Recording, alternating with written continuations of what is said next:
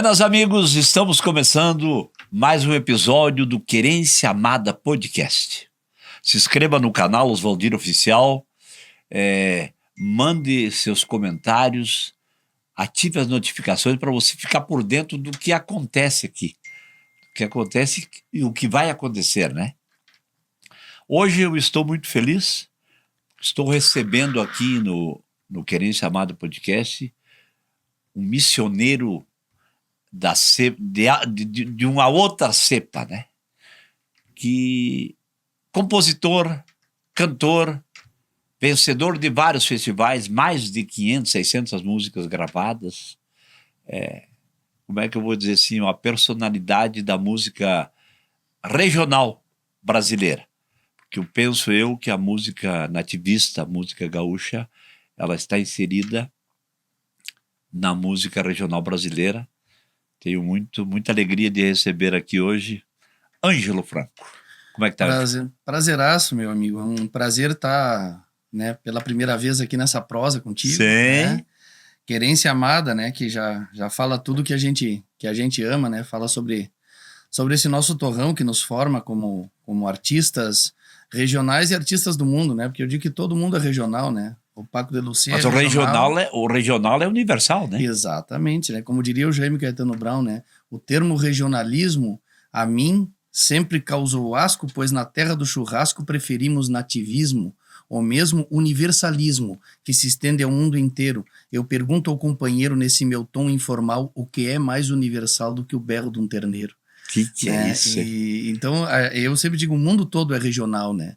Do Paco de Lucía, o Bezerra da Silva, o Teixeirinha, o Gildo de Freitas, o Ângelo Franco, todo mundo é regional, né? Com certeza. Então a gente tem muito orgulho, né? Eu sempre falo, só que dentre todas as regiões do mundo, a única que é a nossa é esse Rio Grande velho que a gente canta e leva no coração. Esse Rio Grande que manda para o mundo hoje, através, né, das redes sociais, a nossa música, né?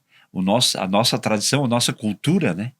É através da música, né? Exatamente. A nossa música, ela sempre exportou conteúdo, né? Eu sempre falo que pega aí os grandes músicos do país, aí tocam com a gauchada, né?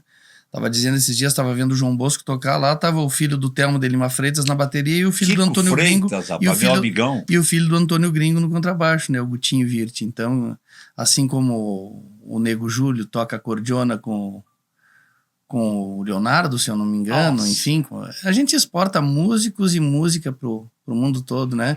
E esses dias a gente tava falando, né? O melhor violonista do mundo hoje é nosso, né? E talvez a maior... Talvez o segundo daqui os dias.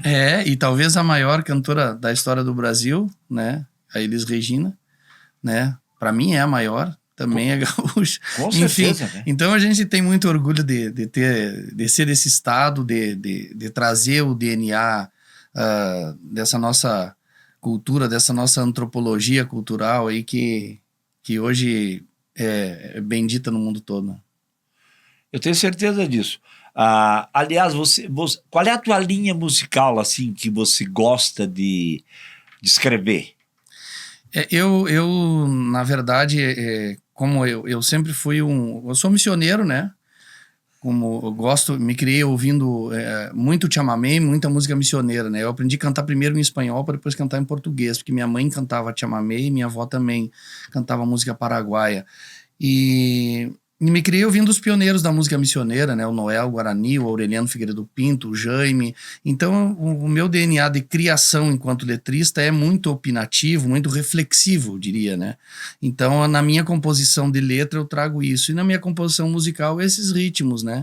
Costeiros, como o chamamé, como a guarânia, a milonga, que é uma coisa, né, já bem espalhada pela América do Sul, e alguns ritmos em 6/8, né, como chacareira, aires de chacareira eu faço bastante, né? Então tem essas influências, além da chamarra, obviamente, do rasguido, né, que são bem presentes na música missioneira. E você teve também, junto com você, grandes acordeonistas, né, que o acordeon, ele fala bem mais alto aqui nas missões, né? Com certeza. Bem mais alto, é uma levada diferente. Eu acredito que São Luís Gonzaga, em especial, é um manancial de acordeonistas, né?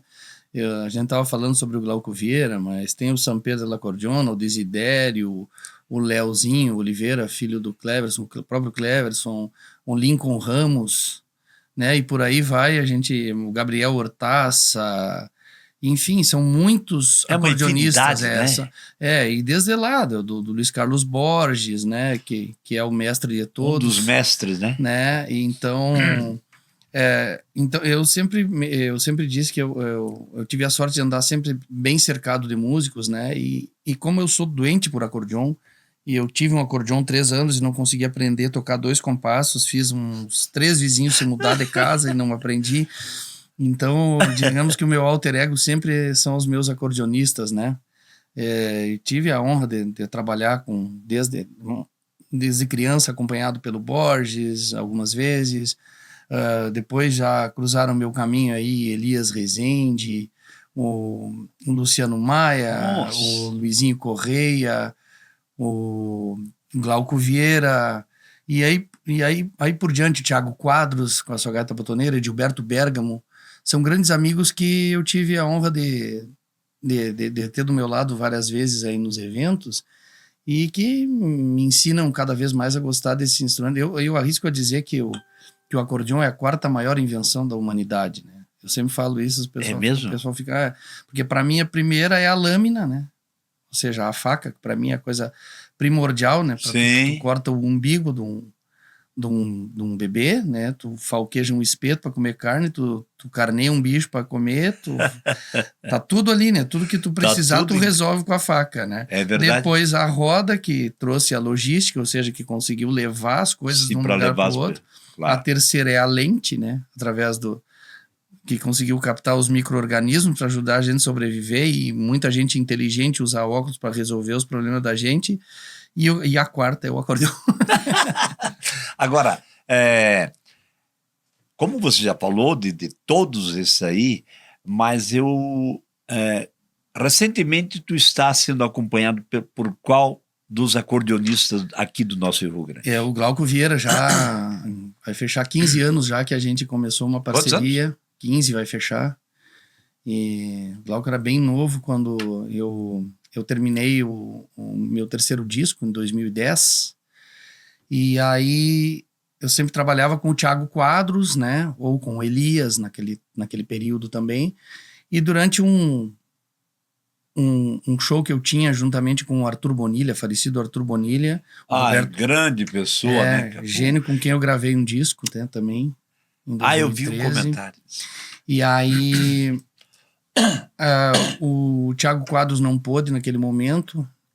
E eu fiquei assim, precisava de um acordeonista. Órfão. E o Yuri Menezes, que é o violonista dos Carlos Borges. Sim. Né, também são luizense. Ele me dizia sempre assim, ó, tu quer te chamameceiro, quando tu precisar de um gaiteiro, o melhor de todos é um amigo meu, ele dizia. E eu não dava bola. Ele dizia, o mais chamameceiro, que mais tem a pegada que tu canta é o Glauco Vieira. E eu não dava bola. É que tu já era cercado de vários, né? Isso, já tinha. E todos de linha, todos top de linha, né? Todos top. Mas aquele dia não tinha quem pudesse, eu me lembrei, tipo, mas o Yuri tá sempre falando daquele amigo dele. Aí eu liguei pro Glauco e ele disse, eu te mando o repertório aí pra tu tirar. Tinha uma semana. Em uma semana ele tirou todo o repertório, chegou lá sabendo tudo de trás pra frente, e a partir dali nós nunca mais nos apartamos, né? Seguimos tocando junto, então, desde 2010. Que legal, hein, e agora a gente tá mais ou menos já com um trabalho efetivado enquanto dupla, porque ele canta muito bem também, a gente canta dueto junto, e agora... no início de março, provavelmente, a gente vai estar gravando já um pequeno álbum aí de uns 7 músicas, já com o meu nome e o nome dele, né? Ângelo Franco e Glauco Vieira. E Ângelo Franco? Ângelo Franco e Glauco Vieira. Aí vai ter o nome dos dois, não vai ser ele como um instrumentista, né? Coadjuvante, vai ser... Mas legal, cara. Frontman, viu? Porque o trabalho dele é maravilhoso. Viu? Eu penso que quando tem um cara que tem potencial como ele tem, sim, você não pode deixar ele escondido, digamos, claro, né? Que não. Como músico. Ele tem que vir pra frente. E ele protagoniza sempre onde a gente vai tocar. Então, é um coadjuvante, né? Exatamente, ele chega lá e faz o serviço. Além de ser um grande irmão, assim, ele é bem mais novo que eu, né? Pessoa, né? Ele é uma alma antiga num corpo novo, né? Então é maravilhoso. E acho que vai ter a gente até vai regravar uma música do canto galponeiro aqui, chama Assoviando Tio Bilia, que é uma parceria com o Betinho do Banhado, o Gilberto Lamaison Sim. e o César Gomes. E aí nós vamos regravar esse tema, que é daqui de Passo Fundo, do festival, né? Dentre outras músicas, tem um tango que a gente vai regravar chamado Entre o Tango e a Saudade também, que é uma história engraçada que eu vivi, eu dei uma romanceada assim. E vamos ver o que acontece, né? Olha, eu não o conhecia. Nós estávamos conversando antes. Sim. E eu conheci numa resenha aí, numa noitada aí, com os amigos. E aí eu vim a conhecer.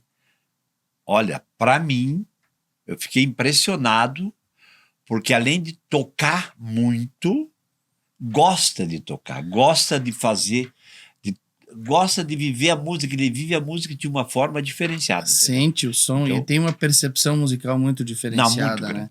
Principalmente a gente que canta, que trabalha com texto, né? Ele carrega o texto da gente, não atrapalha uma palavra e não falta acordeon nunca, né? Então essa percepção aí, porque às vezes um instrumentista acaba, por vezes, poluindo a mensagem que tu tá trazendo através da palavra. Exatamente. E ele não, ele tem uma educação e ao mesmo tempo ele não se omite. É uma dinâmica diferente. Perfeito. Então, a gente se acerta muito e vamos fazer esse registro aí para ficar marcado aí esses 15 anos de gauchada. Vai ficar marcado. E, viu? Me diz uma coisa, mas vocês fazem dueto daí, digamos, gaita, violão e voz? Isso, exato. Tá, mas vocês tocam também em dois. Isso. E aí, quando precisar ir mais, vai a banda. Claro, e a gente tem o Miguel Teixeira, meu compadre, que é o meu baixista, né, um uruguaio, que mora em Porto Alegre há muito tempo. O Miguel já toca comigo há mais de 20 anos. Né, e o Dani Vargas, baterista, né, também mora em Porto Alegre, grande baterista. Então a gente tem a turma formada, né? E na verdade a gente tem uma turma tão unida ali em Porto Alegre, que eu posso dizer que eu tenho 4 acordeonistas que é uma safra, né? Que sabem todo o meu repertório, que são, além do Glauco Vieira, o Guilherme Goulart, que trabalhava com a gente no Buenas e Me Espalho, o Paulinho Goulart, que é primo e sobrinho do Guilherme, e o Thiago Quadros, né? Então eu tenho 4 acordeonistas que sabem todo o meu repertório e a gente vai, assim, muitas vezes, e como os guris gostam muito do trabalho, por exemplo, eles também sabem o repertório do Quevedo e sabem o repertório do Erlon, da Xana e do Pirisca, por exemplo. Às vezes acontece da gente estar com o acordeonista trocado. Com o Erlon, esses dias o Glauco acabou tocando com o Erlon e o Thiaguinho Quadros, que tá tocando direto com o Erlon, estava tocando comigo porque a logística tava mais fácil. Mais perto. A gente inverteu os gaiteiros, né? Rapaz! E todos são muito capazes, então a gente tá muito bem servido de turma, de amigos e sobretudo de instrumentistas.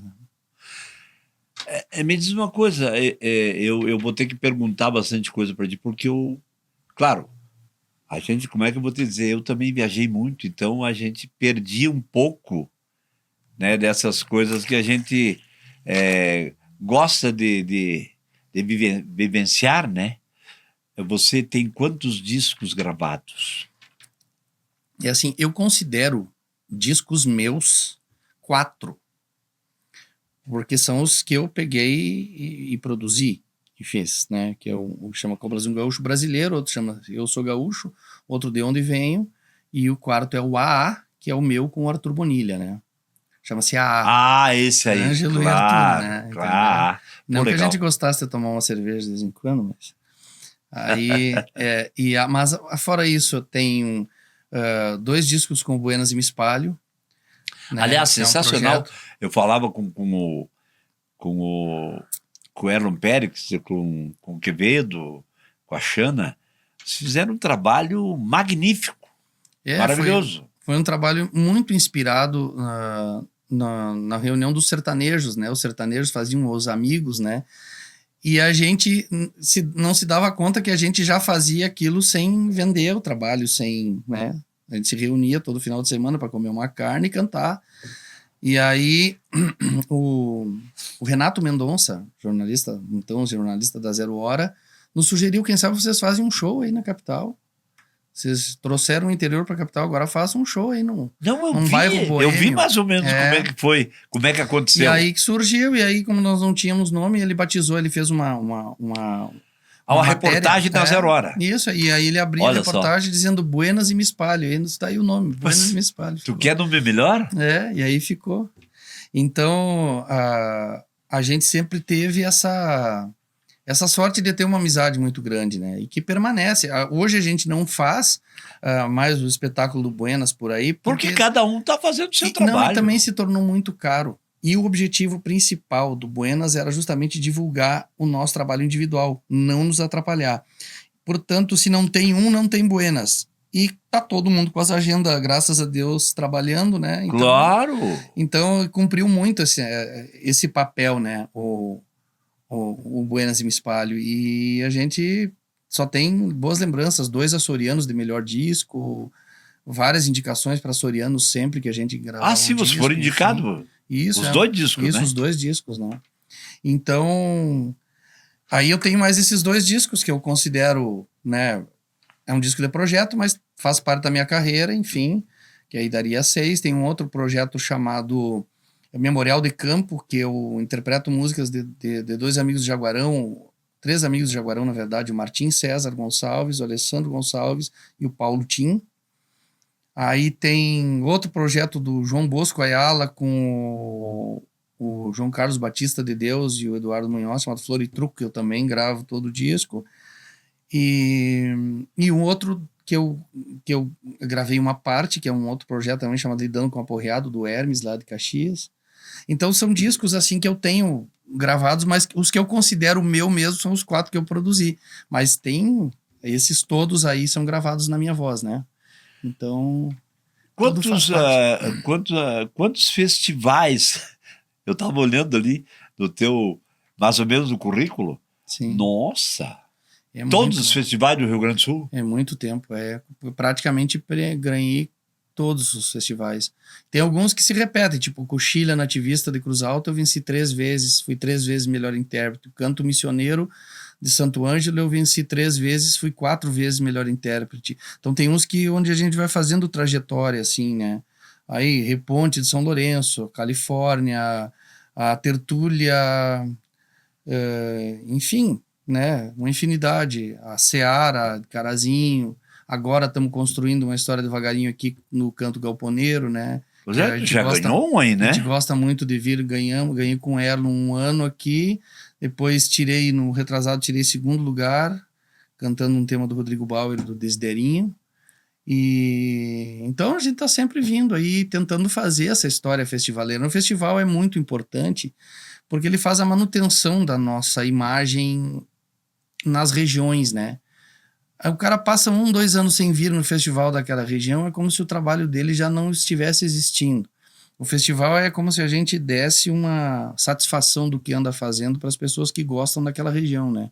Então é importante, o Carijo, esqueci desse o Carijo, por exemplo, eu vou lá no Carijo, marco presença, todo ano as pessoas continuam lembrando de mim, porque eu tô lá, né? Mas a questão da composição, você compõe mais ou menos direcionada para aquela região. Depende. Às vezes sim, como por exemplo, o Carijo, por exemplo, trabalha muito o tema da erva mate, né? Então a gente já tem composições que quando a gente traz, por exemplo, eu escrevi Ladrão de Mate, que é uma coisa que eu sou ladrão de mate, né? Se eu tiver numa roda que tiver um mate só, que nós temos 2.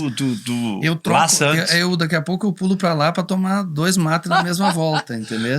Adiantar o serviço. Então eu escrevi Ladrão de Mate é uma alcunha que eu carrego, até me orgulho desse jeito e dessa moda, pois essa ânsia que eu carrego de matear me faz achar mais de um lugar na mesma roda, né? Então, tipo, surgiu porque eu sou realmente um ladrão de mate. E aí eu digo, vou fazer sobre mate, o tema pro Carijo, eu já tenho, escrevi a minha verdade, né? Então, quer dizer, a gente faz direcionado porque sabe que lá tem mais valor esse tema, lá tem inclusive o prêmio pro melhor tema sobre erva mate, né? Entende? Então a gente já faz, mas na verdade sempre traz uma experiência muito intrínseca, assim, né? Muito da gente, né?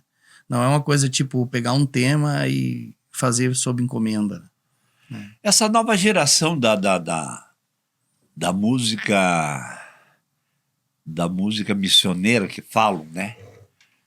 Tem gente nova vindo ou tu acha que está meio estacionado essa parte de... A parte de execução musical é a melhor safra possível, né? Como músicos, como executores, cantores. A gente pega aí o Caraí Guedes, a Anaí, o próprio Leozinho Oliveira, o Desidério, que tem esse DNA muito forte, né?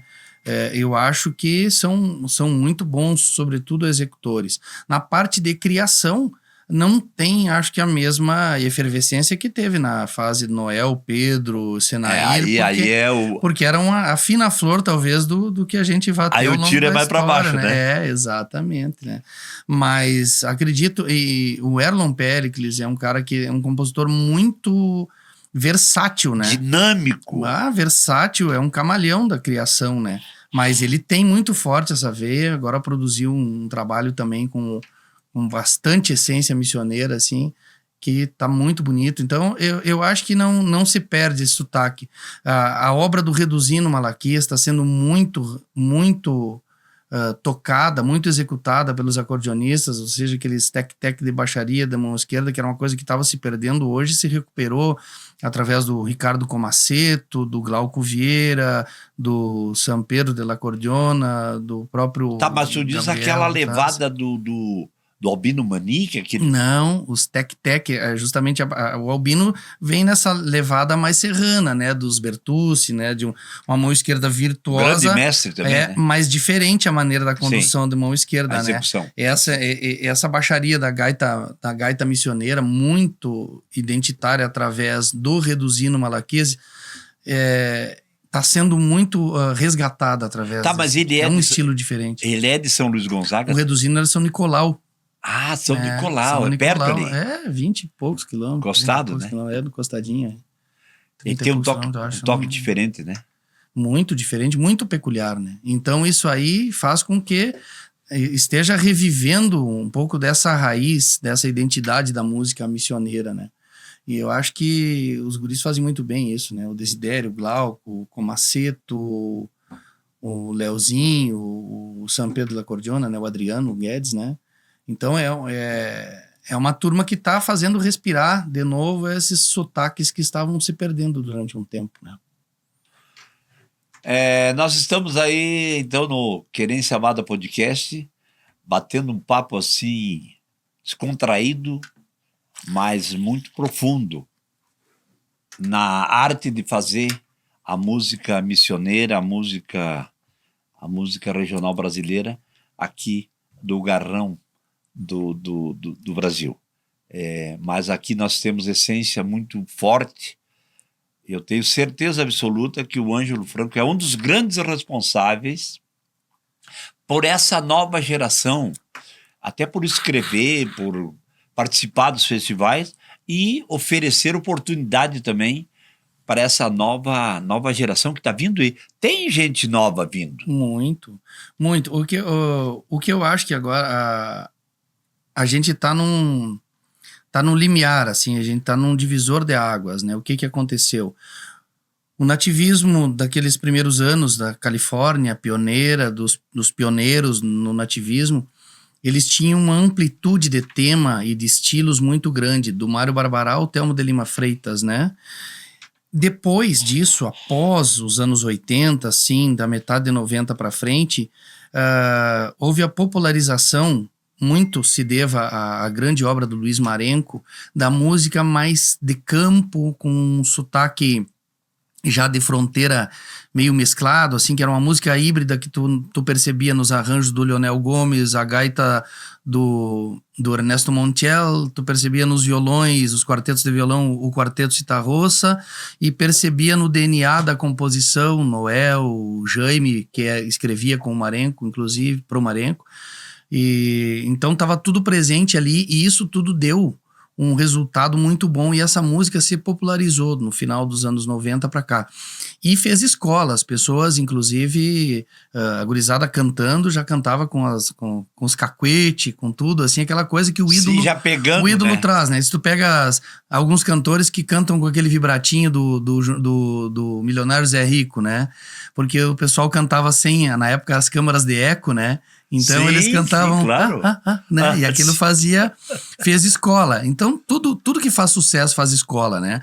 E acho que agora a gente já tá com esse mercado bem diverso dentro da área da música mais crioula, mais campeira e de fundamento, que é o caso citando a obra do Marenco, mas poderia pegar o Leonel Gomes, poderia pegar o Jari Terres, o Joca Martins, os colegas que cantam mais a música voltada para essa temática de campo, né? E acho que agora a gente já está saindo dessa temática e retornando um pouco às diversidades temáticas, né? Tipo, mais próximo do início do nativismo do que desse período mais acamperado, assim, né? E o tema de campo, ele é muito universal, muito bonito, e a gente tem poetas que são gênios nessa arte. Aí eu citaria o Gujo Teixeira, o Sérgio Carvalho Pereira, o Heron Vaz Matos, enfim, Adriano Alves, que já é mais recente um pouco. O que tem de compositores é uma fonte inesgotável, eu digo, porque tu tá falando aí nome de compositores que eu não conheço. E são todos muito bons, é isso que eu digo. Tem realmente, aqui de Marau, o Henrique Fernandes tá compondo muito bem, né? Entende? Então, tá escrevendo muito bem. Então, eu digo que tá sempre surgindo, tá se renovando, mas eu acho que a gente tá num limiar, assim, de retornar um pouco às amplitudes temáticas, sabe? Cantar... eu digo, tu pegava um disco da Califórnia, tinha um cantando a vassoura, outro cantando uma tropa, outro cantando a mulher, outro cantando o cavalo e outro cantando o Cusco, o companheiro. A diversificação. Né? Exatamente, de temas. Depois dos anos 90, a coisa ficou afunilou mais para uma temática mais restrita, campo, cavalo, fronteira, que é muito bonito, mas acabou restringindo um pouco o tema. E acho que agora estamos retornando um pouco, sem perder essa essência do campo, que é muito importante, né? Mas acho que a gente está voltando a diversificar um pouco os temas, né?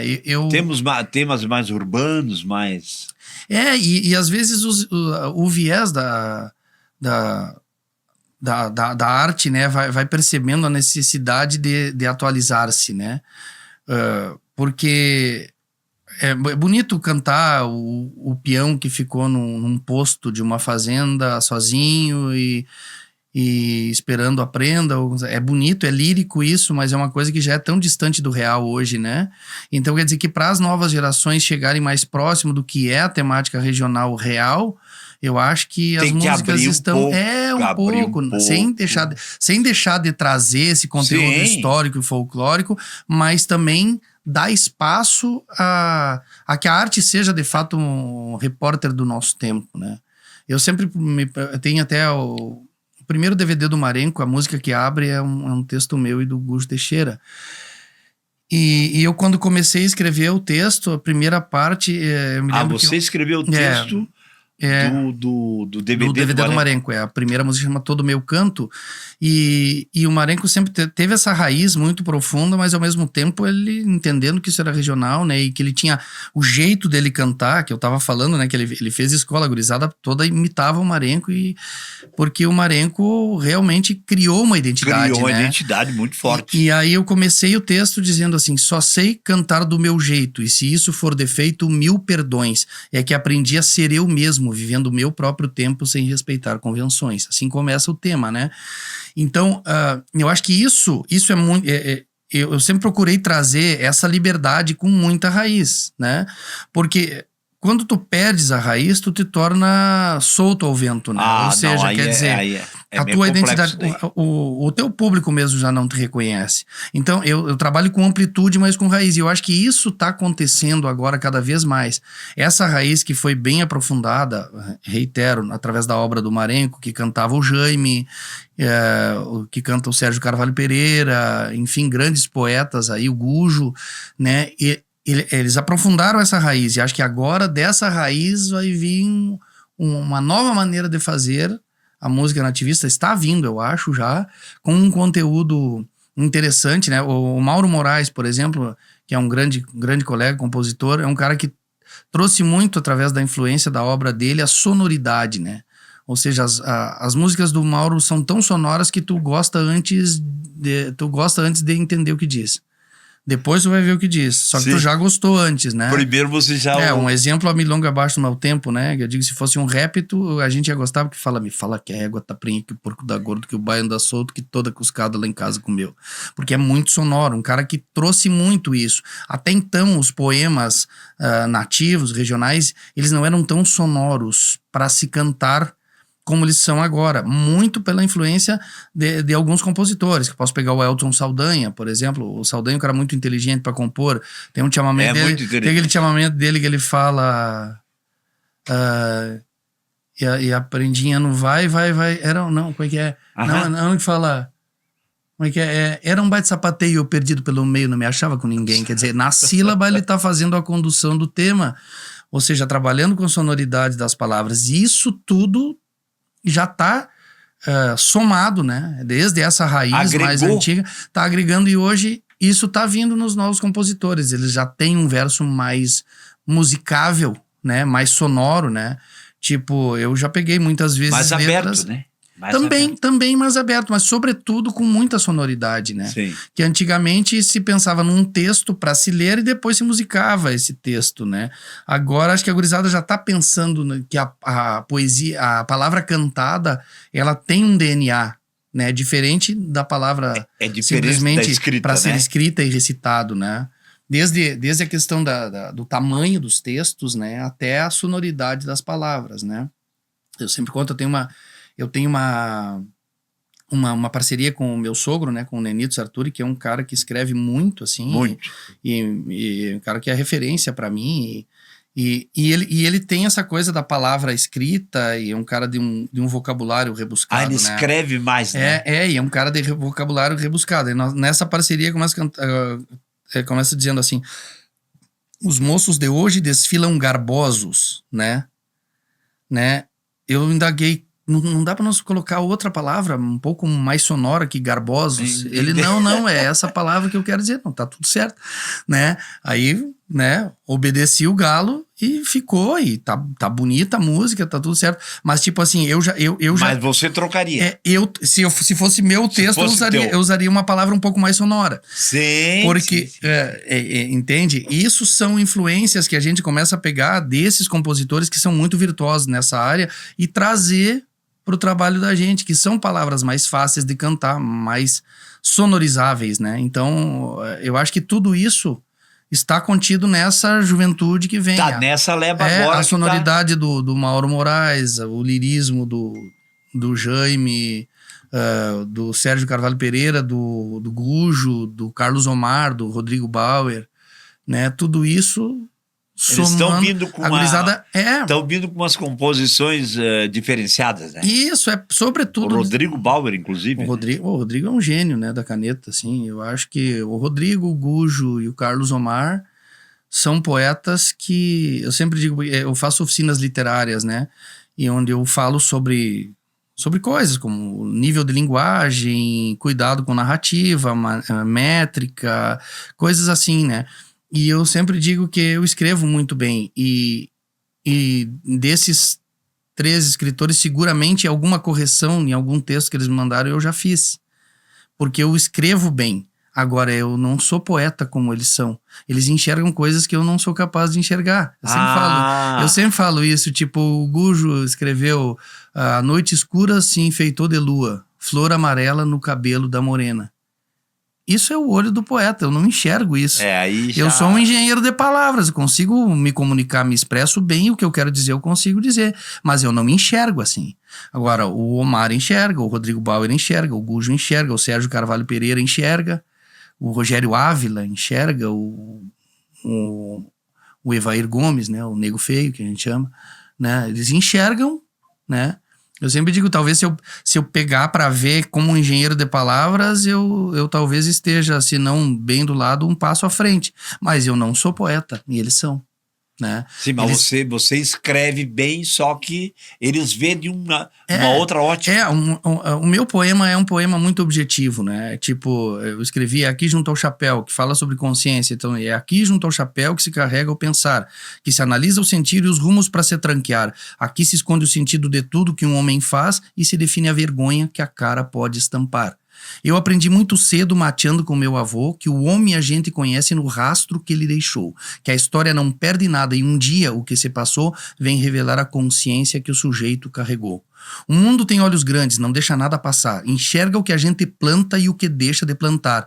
Um dia o fruto da alma de cada um vai vingar, trazendo gosto à garganta conforme Deus ordenar. Eu sei que o povo gaúcho conhece a história que tem e que o Rio Grande começa em cada homem de bem. Cada consciência é um caminho que pode ou não ir além e só cuida para onde vai quem respeita de onde vem.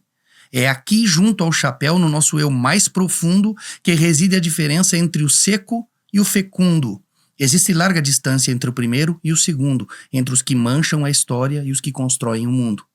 Então, o meu verso é assim, muito direto, muito objetivo. Não tem o recurso metafórico e de figuras, de linguagens e de visão que esses poetas conseguem trazer. Então, meu verso é um verso forte, é um verso bem escrito, mas não tem essa visão. Ele amplitude, né? Ele é muito sentimental. Do poeta, né? O meu verso é muito direto, né? Que é uma característica boa porque ele funciona bem, eu consigo passar a mensagem que eu quero passar, mas eu sempre explico para o pessoal entender o porquê que eu digo que eu não sou poeta quando eu exemplifico esses caras que enxergam o que eu não sou capaz de enxergar, né? E não é falsa modéstia, eu escrevo bem, mas eu não sou poeta. Não, mas eu acho que é um respeito. Exato. Até eu penso que tem que ter um respeito com essas pessoas. Com certeza. Tipo, o Rodrigo Bauer, um dia eu pensei, ó... Aliás, tu cantou uma música no Canto Galponeiro dele, não? Isso, é. Tu não ganhou o festival? Do Desidério, segundo lugar, tirei. Segundo lugar e melhor intérprete. Maravilhosa. É a terceira vez que eu tiro o melhor intérprete tocando violão, né? Naquela música ali foi segundo lugar e o melhor intérprete. E o Rodrigo é um cara tão capaz na maneira de enxergar que estava se aproximando da Coxilha Nativista, que é um festival que eu tenho muito carinho, né? Porque eu me considero cria da Coxilha Nativista, embora eu tenha participado de tantos outros festivais, porque eu gosto muito de lá. E eu pensei, todo mundo canta o cavalo, não sei o que, ninguém escreveu nada pro cavalo do Capitão Rodrigo. Aí eu disse cavalo do Capitão Rodrigo. Pro cavalo do Capitão Rodrigo. Ninguém escreveu nada sobre aquele cavalo, que é um cavalo antológico, né? Sim, antológico, claro. E aí eu tentei escrever e me dei conta que o tema estava maior que a minha caneta. Eu digo, eu preciso me socorrer dos universitários, né? Aí liguei pro Rodrigo. Ô, Rodrigo, olha só. Pensei o seguinte, ó. Nós temos que escrever sobre o cavalo do Capitão Rodrigo. Que ninguém escreveu ainda. E ele me disse, o meu nome é Rodrigo por causa dele. E eu digo, eu não sabia. Ele é. Aí... Tá, aí eu falei algumas coisas que eu pensava, assim, mas larguei ao vento. E ele disse, não, a menos que eu seja muito burro, a gente vai fazer alguma coisa muito bonita com esse tema aí, porque o tema é muito bom. Eu digo, tá. Aí deu 2 dias e ele me mandou o texto. Aí que eu digo que o poeta, ele não só descreveu o cavalo. O mote que ele pegou foi justamente o cavalo ser imortal. Porque aí ele diz assim, pastando as horas eternas do para sempre dos livros, um flete resfolegando estranha ainda estar vivo. Sabe dos outros cavalos que em poucos anos de lida se despediram do mundo, perdendo a chama da vida.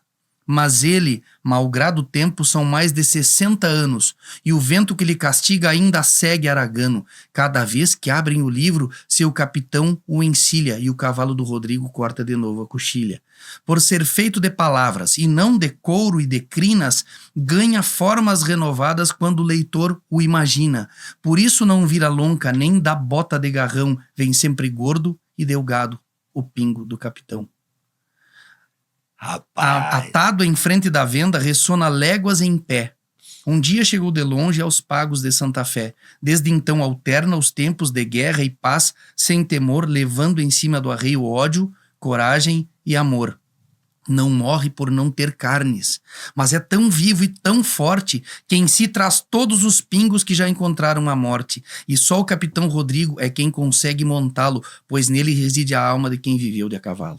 Por isso que no silêncio desse meu 10º andar, escuto um rumor de cascos fazendo a estante vibrar. Por certo, é o conteúdo, beligerante e ardente, de um livro já amarelado que se fez seu continente. Então, isso descreve a genialidade de um poeta, ou seja, ele pega um tema, mas não é o tema, é a maneira que ele vai desenvolver esse tema, né? Então, ele cria esse cavalo imortal a partir da genialidade. Mas se guardar dele, né? tudo isso aí não é fácil, né? Segundo meu Tu filho... tem facilidade para guardar tudo isso aí? Muito. Segundo meu filho, eu sou o melhor HD do mundo com o pior processador. O HDzinho, hein? O HD é bom, o processador mas é que é não lento. tá lotado ainda. Acho que não. É que tudo é exercício, né? E essa vida festivaleira me fez, durante tempos, decorar... Porque tu tem que decorar letras. 2 músicas por semana, assim... Aprender a cantar no final de semana. Não é fácil, né? A vantagem é que a grande maioria, terça-feira, eu não lembro mais, mas eu canto decor porque eu não enxergo. Eu tenho problema de visão, então... né? Então... Essa é boa. Me diz uma coisa, você já começou na música gaúcha, na música nativista, ou tu vem de um outro segmento? Quando jovem? Muito chamamé, né? Porque como eu contei que minha mãe cantava em espanhol, tu falou minha que avó teu também avô cantava música também. paraguaia, minha avó. E aí, então, eu aprendi a cantar primeiro chamamé. A primeira música que eu aprendi a cantar na vida foi A Mi Corrientes Porá, né? Chamamé clássico aí. E... Espanhol? Isso, A Mi Corrientes Porá, donde te conocí, correntinita y boti de lábio color rubí. Esses temas aí foram os temas que nortearam sempre o meu canto, assim, porque a minha mãe cantava isso. E também... Aí guarda, não adianta, né? Isso, e aí a missionerada, né? O Senair, o Noel Guarani e os primeiros discos de festivais também, né? A maioria cantava espanhol, né? Na nossa região, muito forte esse convívio com a música argentina, né? Que as missões têm, além dessa questão histórica, né? De ter as 2 pátrias, na verdade 3, porque eu sou nascido em São Luís Gonzaga, criado no Pasta Tigra, lá no interior de Garruchos, né, de onde vem meu pai. Ali em linha reta até Candelária dá 87 quilômetros do Paraguai, né, da divisa, né. Então, quer dizer, grudado na Argentina, próximo do Paraguai, essa história guaranítica e jesuítica. Tudo tá mesclado, né? Então lá na origem tá o espanhol, tá o guarani, tá o português e toda a indiada que veio depois, né? Porque é uma região etnicamente muito variada, né? As missões têm mais de 25 etnias, né? Ali ao redor, né?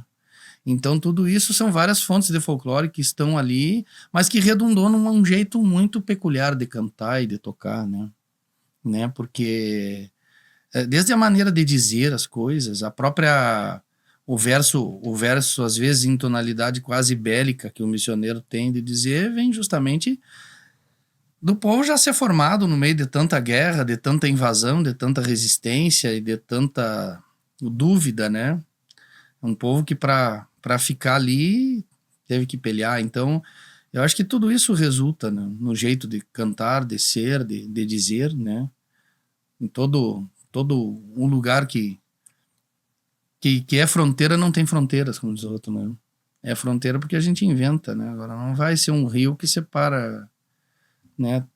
Tudo que é não tem muita, gente, né? Muita separação, né? Não tem. É tudo farinha do mesmo saco, né? E a história é a mesma, né? os povos jesuítas, né, da margem oriental e ocidental do Uruguai sofreram as mesmas influências, né? Tanto os brasileiros quanto argentinos e paraguaios, né? E uruguaios também, né? Porque pouca gente sabe que ele chama República Oriental do Uruguai porque fica à margem oriental do Rio Uruguai. Então eram as missões orientais do Uruguai, né? As missões orientais. Então nós e os uruguaios somos as margens orientais do Rio Uruguai, né? E a Argentina a parte ocidental do Paraguai. Tá, mas me diz uma coisa, a Argentina é onde é o berço do chamamé, é da Argentina? Na verdade, conhecido como chamamé, sim, né? Mas todo mundo fala que é uma evolução da polca, né? Que é uma transformação É uma transformação da polca, né? Todo mundo fala que a né? levada ela tá ali naquela ela circunda, né? Sim, a polca, né? Sim, muito. A polca paraguaia, né? Isso é muito parecido, né? E na verdade, como o Paraguai foi o primeiro país a se desenvolver aqui, a parte das artes e tudo mais, então eles fizeram escola, né? E a partir dali foi encontrando um DNA, uma nova maneira. A polca é mais ininterrupta, o chamamé já tem silêncios, já tem paradas, já tem as manhas chamameceiras que a gente chama, né? E o chamamé em origem, o chamamé que eles consideram assim a base de todos, que é um chamamé cangui, que chamam que é um chamamé mais triste, mais lentinho, né? Não é aquele chamamézão botadão, né? Sim. Então, tudo isso, né? Então, o argentino é, sem dúvida nenhuma, eu não sei se o berço, se não o lugar onde se transformou, onde acabou acontecendo o chamamé. Sim. E hoje, obviamente, por cultuar, né? Porque o chamamé ele tem um viés quase que religioso, né? Ele é um sentimento, né? Tem toda aquela devoção por La Virgen de Itati, por El Gauchito Gil, né? Tudo isso tem uma conotação muito de respeito à tradição, quase que religioso, né? Os próprios festivais, né? Inclusive isso, de Cosquim, de Correntes também. Teve agora, né? Sim. Eu estive num lá, juntamente com o pessoal do Jorge Guedes. Sim. Com a galera toda ali. Isso, eu estive lá por 3 ocasiões e gosto muito, acho muito bonito, né? Esse ano eu não fui, mas muitos amigos estiveram lá, disseram que estava muito bonito, né?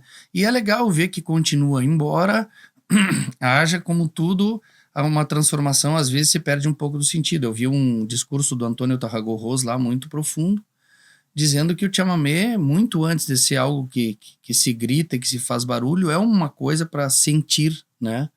E que não se pode perder esse sentido, porque uma festa é uma diversão. O Raulito Barbosa também fala isso. Exatamente. Fala exatamente o que você está falando. Esse sentimento índio, guarani, que está presente no chamamé, né? Tá intrínseco. Então isso não se pode perder. É uma coisa que eu sempre achei muito engraçado, né? Porque eu vou fazer um show no lugar, eu começo tocando, a minha música é uma música que tem uma pulsação forte, a minha banda vem comendo com farinha. Quando chega a hora de me apresentar, eu digo boa noite ou boa tarde, meu nome é Ângelo Franco, sou de São Luís Gonzaga e gosto de cantar assim, e sempre falei do jeito que eu falo, né? E eu sempre achei muito engraçado, porque às vezes as pessoas estão tocando troço assim e parece que estão animando uma festa de axé, né?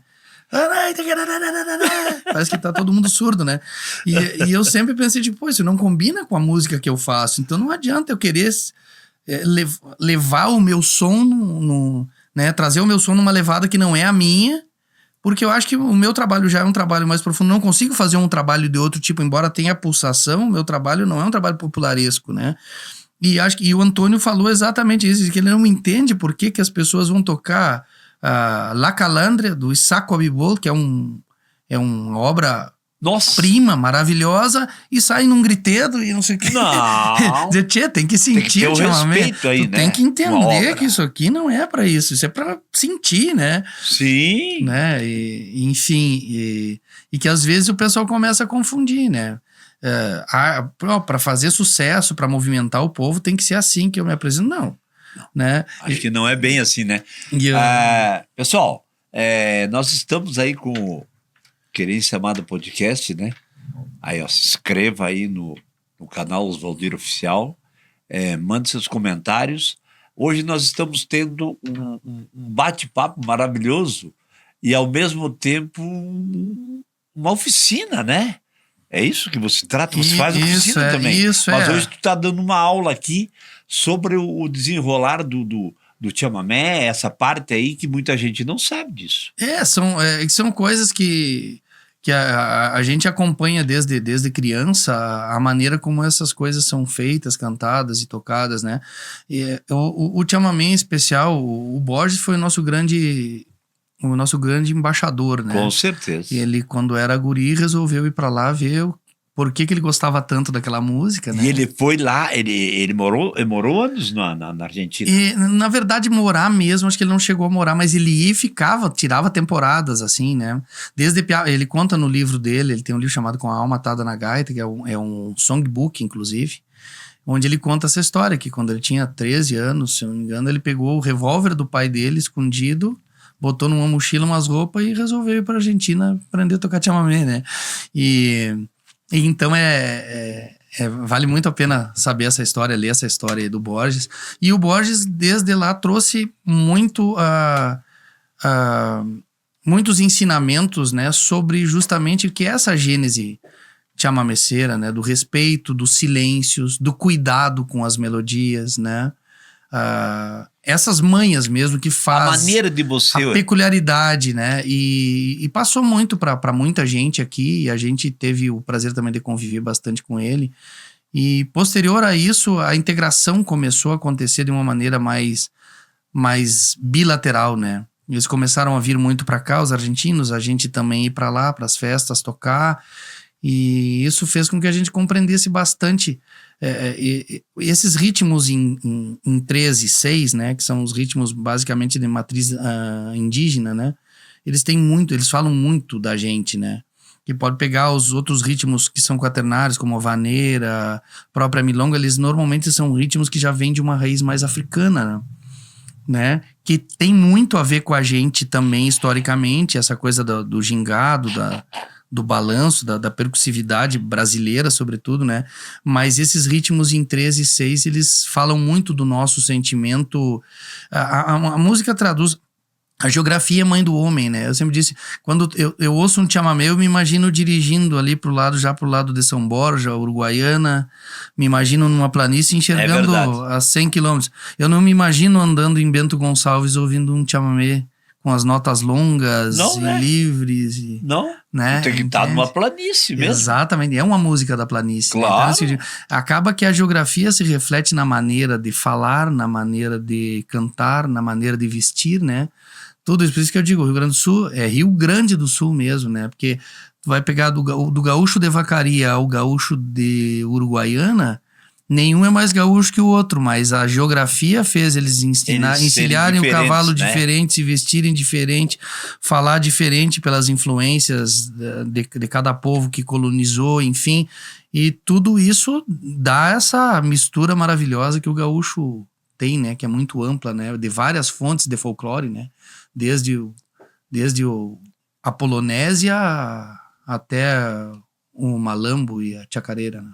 A troca de informações, né? Exatamente, e tudo está presente na nossa gênese, né, humana, né, na nossa formação. E aí o que acontece? Alguns ritmos vão se popularizando, né? O chamamé era um ritmo que antigamente não era tão popular quanto é hoje, né? Hoje tu toca um chamamé num baile, o pessoal sai faceiro. Antigamente o pessoal já olhava meio assim, dizia, que hora vai tocar uma vaneira, um vaneirão, um bugio, né? Hoje não, hoje já... Não, entende? Porque as coisas vão... O folclore está em constante movimento, né? O folclore vem do povo e o povo se transforma. Você vai pegar as pilchas dos gaúchos do início dos anos 80, era completamente diferente de agora. Sim, né? muda as boinas, tudo. Os troços, né? Porque o folclore vai se transformando, né? Ele vai encontrando novas influências e novos motivos para ser dessa ou daquela forma. E a música é a mesma coisa, né? As influências, a gente, no início dos anos 80, se tocava com um microfone dentro do violão ou com aqueles captadores que tinha que grudar no tampo do violão, né? Hoje em dia, eu toco num Godin, que é um violão maciço, que é MIDI. Se eu quiser tocar piano no violão, eu toco, né? Com uma precisão bárbara. Ou seja, isso vai ter resultado na minha maneira de tocar, né? Então, quer dizer, as tecnologias e tudo que vem como informação, desde a informação que antigamente o cara tinha que, para ter um método de harmonização, tu tinha que comprar o livro do Shediac, do não sei quem. Hoje em o dia... Shediac, o Almir Shediac. Hoje em dia tu abre a internet e tu tem... Tem tudo Tu tem ali. aula de improvisação com o Frank Gambale, né? Então, quer dizer, isso tudo acaba influenciando a música do mundo inteiro. Sim, Antigamente... a maneira de tocar, a maneira de... Claro.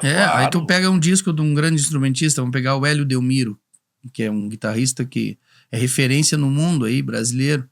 O Hélio Delmiro é muito peculiar os discos dele, porque as informações dele eram de um outro tempo que custava muito, ele transformava, digeria aquilo e não era uniformizado. Então, quando ele grava um disco de jazz, com música brasileira, com influência jazzística, é muito peculiar. Hoje já tudo é muito parecido, porque as formações, as linguagens estão uniformizadas. Todas né? têm a influência Isso, e a Tu pegas um acordeonista hoje, é certo, se ele é um acordeonista de ponta, que quando ele for passar o som, ele vai tocar uma música do Richard Galliano.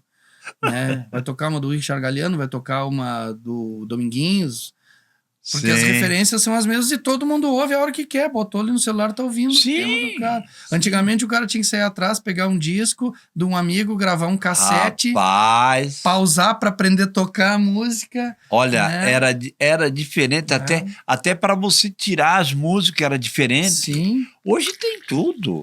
A informação tá tudo ali, né? Exato. Tu entra na internet e então, como eu digo, né? Eu tenho músicas que até hoje eu canto muito do meu jeito, assim, porque eu aprendi ouvindo, nas vezes que ia ouvindo, e ia aguardando. Um dia eu peguei, juntei tudo aquilo que eu tinha ouvido e comecei a cantar aquela música. É diferente de hoje, que eu pego a versão que eu quiser na internet, já vem com a letra, já vem com a cifra, já vem com não sei o quê. É uma facilidade, né? Hoje entende? Então, hoje em dia é muito mais fácil tu clonares do que tu criares uma versão própria, né? Sem dúvida, tá tudo. É muito difícil. É muita informação, né? Ter a identidade no meio de tanta informação, né? Para criar uma identidade. A mesma coisa com os grupos cantores, né? Para criar uma identidade hoje não é fácil. É muito difícil. E a gente nunca sabe exatamente o que é, porque quando a pessoa pensa em sucesso, a pessoa normalmente pensa no que está dando certo. Logo, se ele vai copiar o que está dando certo, ele já chegou atrasado, porque o próximo sucesso vai ser outra coisa.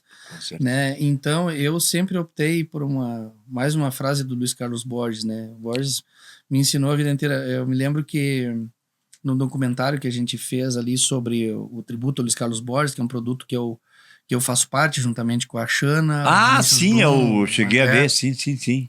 Aí me perguntaram o que eu pensei quando conheci o Luiz Carlos Borges, né? Eu pensei exatamente, a primeira vez que eu vi ele, eu pensei exatamente a mesma coisa que eu pensei quando vi ele a última vez, que eu queria ser igual a ele, né? E tu vê, né? Olha só, né? Entende? Então, o Borges dizia uma coisa que para mim, que eu carreguei para mim, foi uma frase que mudou a minha vida, assim, porque eu tentava ver por que às vezes que o meu som não estourava tanto quanto eu achava que poderia, mesmo sendo bem tocado, mesmo sabendo que tinha um conteúdo e tal. E ele me disse, existem 2 tipos de músicos e 2 tipos de obras. O que tem explosão e o que tem fôlego. Tu faz parte da turma que tem fôlego. Daqui a 50 anos, as pessoas vão continuar ouvindo a tua música. Porque tem fôlego. O que tem explosão, ela acontece daqui a pouco, muitas vezes é esquecida, né? E ele diz, eu sou um cara que a vida inteira fiz trabalho para ter fôlego, né? E ele diz, ele tinha um disco dele que é chamado Temperando. Ele dizia, o fôlego que tem esse meu disco é bem diferente do fôlego que tem o Campeiros com o Mauro. O Campeiros sai e já vende, tem explosão. Agora o Temperando não, o Temperando segue fazendo com aquelas versões ano após ano, porque tem muito fôlego. E ele disse, e assim tu tem que entender que o teu trabalho, ou ele é de um jeito ou ele é de outro. Muito raramente ele tem as duas coisas, né? É muito difícil tu encontrares alguém que tenha um trabalho com essas duas peculiaridades, né? Tipo, o trabalho do Marenco, que é, nesse primeiro DVD eu também fiz a apresentação gráfica, né? Eu escrevi apresentei o disco de forma escrita, né? O DVD. E eu falo que, para mim, o Marenco foi a primeira vitória da música profunda do Rio Grande do Sul. que não tinha nenhum viés popularesco. Quando ele conseguiu vender 100 mil cópias de disco, cantando Como Faz Bem Ouvir o Reino do Outro, entendeu? Cantando essas músicas, assim, cantando A Calma do Tarumã Ganha Sombra Mais Copada, entende?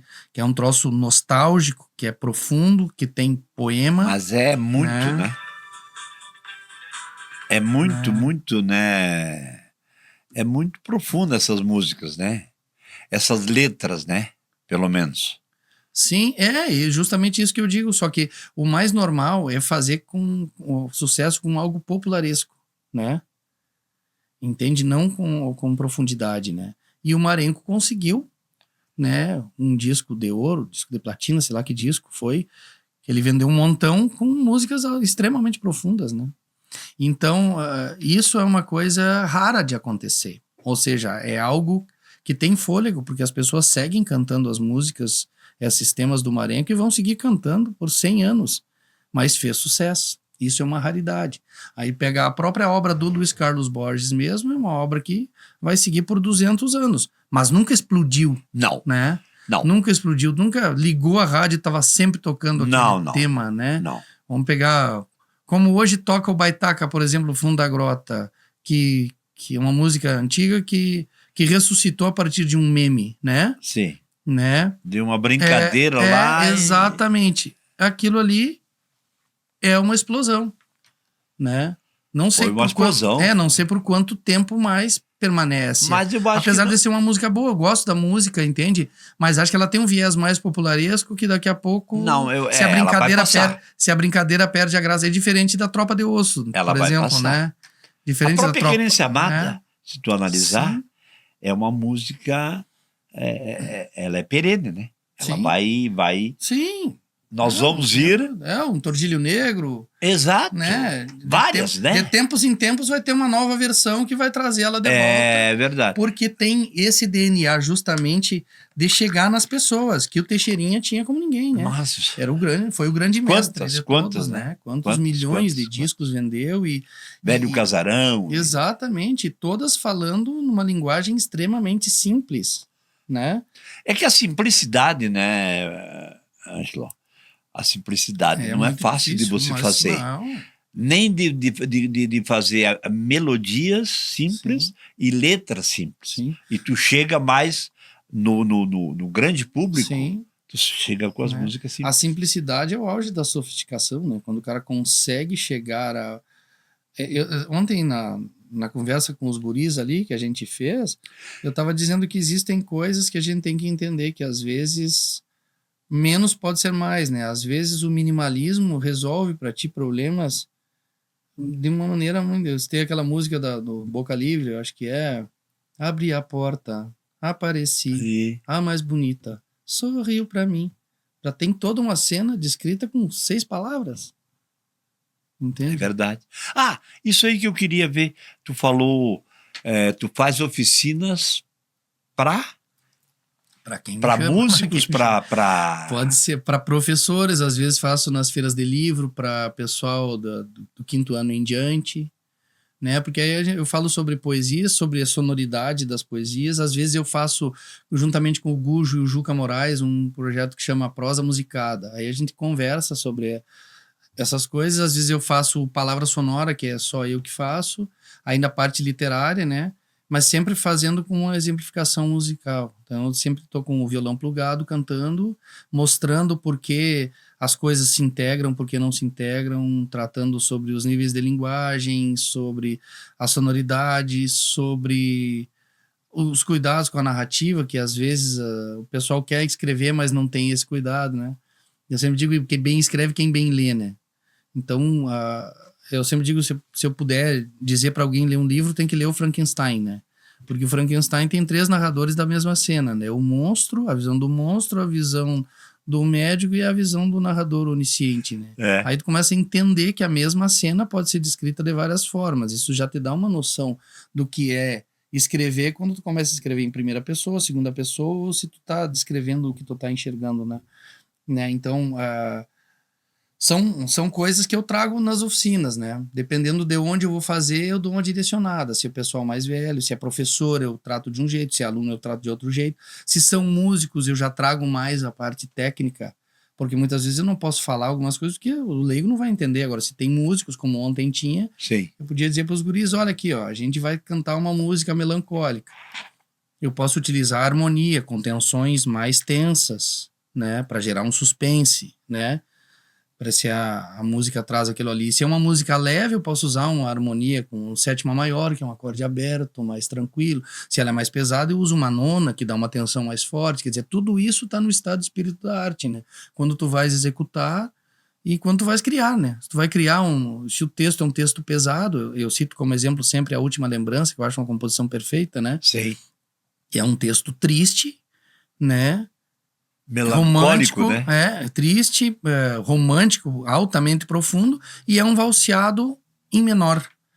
Não teria como ser uma vaneira em maior, né? Não, né? Eu até canto uma vaneira, fica bem bonita, assim, eu mostro, entendeu? Mas não traz o estado de espírito que o tema Sim. se propõe, né? Então, tudo isso a gente traz quando vai fazer isso. E é um trabalho que eu gosto muito de fazer, porque eu tenho facilidade de explicar, né?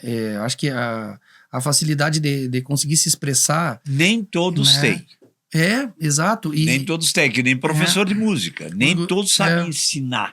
Os guris falavam, né? Não é que tu esteja trazendo para nós grandes novidades, mas é que a gente não sabia como dizer que é isso que a gente tem que fazer e compilar isso para fazer, porque falta percepção e a maneira de dizer que é exatamente assim que tem que fazer. Então, quando tu exemplificas de uma maneira prática e tu demonstra com palavras qual é o plano que tem que ser feito, a pessoa consegue planejar mais o que vai fazer através da composição, né? Eu quero escrever sobre uma xícara. Tá, eu vou escrever sobre a xícara. Então eu vou descrever a xícara em terceira pessoa ou eu vou me sentir a xícara e vou cantar em primeira pessoa? Como é que eu vou começar esse texto? E do jeito que eu começar, eu vou ter que terminar. Se eu começo falando do passado, o passado tem um tempo. Eu não posso sair do passado para o presente sem que haja algo que me leve para lá, porque senão um texto é um texto mal escrito, né? Então, eles são série de detalhezinhos assim que às vezes a pessoa tem o conteúdo, tem a mensagem que quer passar, tem um monte de coisa para dizer, mas não sabe como dizer, né? Então, é isso que as oficinas trazem, né? Isso aí não é qualquer um que faz, não. E foi surgindo isso muito por acaso, assim. Meio espontâneo. Quando eu tinha 19 anos, eu inventei de ser amigo da escola. Eu queria ajudar, levar algum conteúdo. Eu digo, não, eu vou lá cantar pro pessoal. Eu digo, mas eu não posso só cantar, tem que dizer por que eu canto e para eles prestarem atenção. Que me chamava atenção como o pessoal não estava dando bola para música boa, né? Eu digo, não, vocês têm que ver o que a música diz, ver o que tu gostaria de dizer. E deu muito certo, porque eu consegui aprender as crianças, assim, quinta, sexta série. Ter uma leitura de tudo que... Fina flor dos arteiros ali, eu conseguia fazer eles prestarem atenção e gostarem. Aí eu digo, não, posso transformar isso num produto, né? E aí eu comecei a fazer, né? E fiz muita feira de livro já fiz Palmeira das Missões, Tupã, Júlio de Castilhos, Chuvisca, Dom Feliciano, Imbé, Tramandaí, já fiz Santa Maria, já fiz São Borja, já fiz, enfim, o estado todo quase. Uma infinidade. De lugares, sabe? E é bem, bem divertido. Legal. Bem, você que está ligado aí no Querência Amada Podcast, né? Hoje nós, papo assim, especialíssimo. Eu penso que já falamos quase tudo, né, Ângelo? Eu acho que se deixa, a gente vai os 3 dias falando aqui. Não, né? mas eu ia falar isso. Né? Mas eu acho que o importante, né? Eu quero agradecer essa oportunidade, né, Oswaldir, de prosear contigo, né? Tenho certeza que esse podcast aí vai permanecer por muito tempo, trazendo muito conteúdo para o pessoal que gosta. Com certeza. E fico muito feliz, lisonjeado pelo convite. Espero ter trazido também alguma coisa positiva. Muito contem sempre com esse missioneiro aqui que a gente faz as coisas que ama fazer, né? E isso faz com que o trabalho Fica maior, pareça estar de folga. fica né? maior. É verdade, Pareça ser um dia de folga. Então, é verdade. a gente gosta muito. Muito obrigado. E se Deus quiser, a nossa música vai continuar trazendo, né, devagarinho, Muita coisa boa. do que a gente sente e sobretudo conteúdo, né, que cada vez é mais escasso, né? A superficialidade das relações dos seres humanos tá fazendo com que se confunda um pouco conteúdo com algo maçante, e na verdade conteúdo não ocupa espaço e transforma o ser humano, forma personalidades, e se esse conteúdo tem um viés representativo, que traga pertencimento, como a gente se sente pertencendo ao estado do Rio Grande do Sul, pertencendo a uma história, isso faz com que a gente tenha um amor próprio cada vez maior e orgulho, né? E orgulho é tão importante para a gente seguir peleando, para a gente seguir o orgulho positivo, né? Não o orgulho soberbo, né?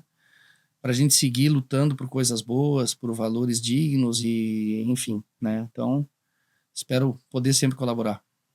Muito bem, eu gostaria muito agora, finalizando esse bate-papo maravilhoso aí, né?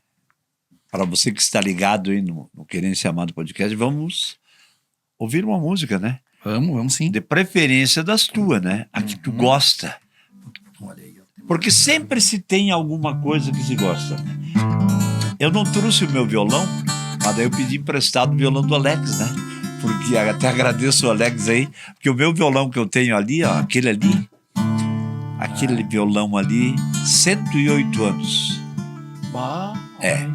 Depois que a gente gravar essa música tua, depois eu vou tirar ele ali para você dar uma pegada. Fique bem à vontade. Vou cantar um tema que é o título do meu primeiro disco, chama Coplas de um Gaúcho Brasileiro. Opa! Eu fiz no Festival da Barranca, quando o tema era os 500 anos do Brasil, por que ainda o gaúcho tinha um traço tão distinto do restante do país, né? Mesmo com 500 anos de brasilidade. Eu escrevi Coplas de um Gaúcho Brasileiro. Letra e música minha.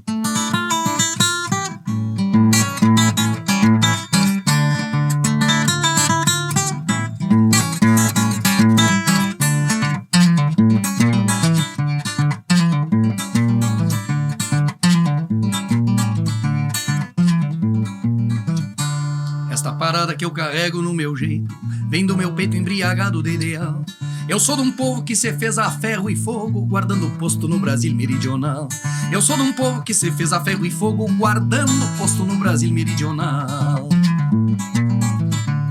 Os olhos firmes não retratam amarguras, pois as agruras não são mais que provações. Se rio pouco quando rio, sou sincero, sei o que quero, não nasci pras ilusões. Se rio pouco quando rio, sou sincero, sei o que quero, não nasci pras ilusões. A cada dia que o Brasil fica mais velho, eu me revelo mais gaúcho e brasileiro. Pena que os olhos do país às vezes turvam e nos enxergam muito mais como estrangeiros. A cada dia que o Brasil fica mais velho, eu me revelo mais gaúcho e brasileiro. Pena que os olhos do país às vezes turvam e nos enxergam muito mais como estrangeiros.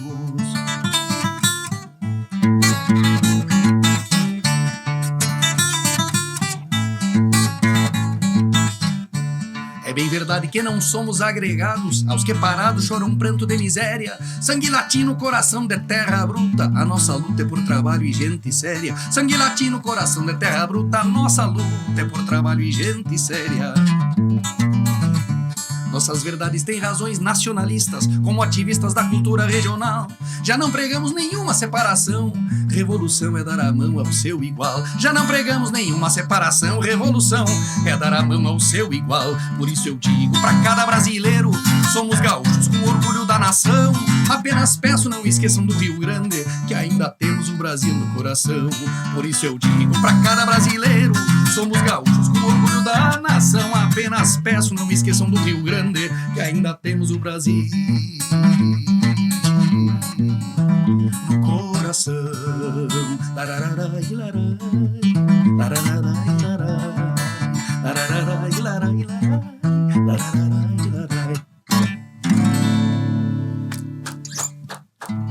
Show de bola, mas... Coplas e um Olha, Gaúcho Brasileiro.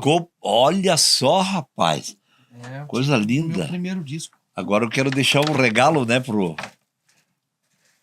Mas o olha meu aí, amigo ó. aqui, tá dentro aí. É simples, mas olha é do aí, coração. tchê. Que coisa boa, tchê. Mas e eu não gosto quase de uma cuia.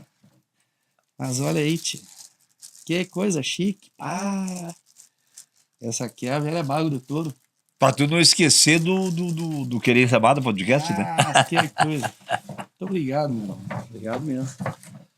Coisa buena. Muito bom. Deixando então a todos vocês aí o nosso carinhoso abraço para você que esteve ligado aí no Querência Amada Podcast, né? E dizer que mande aí os seus comentários, se quiserem pedir algum artista, que a gente vai ter uma gleba de artistas maravilhosos que a gente está entrevistando, né?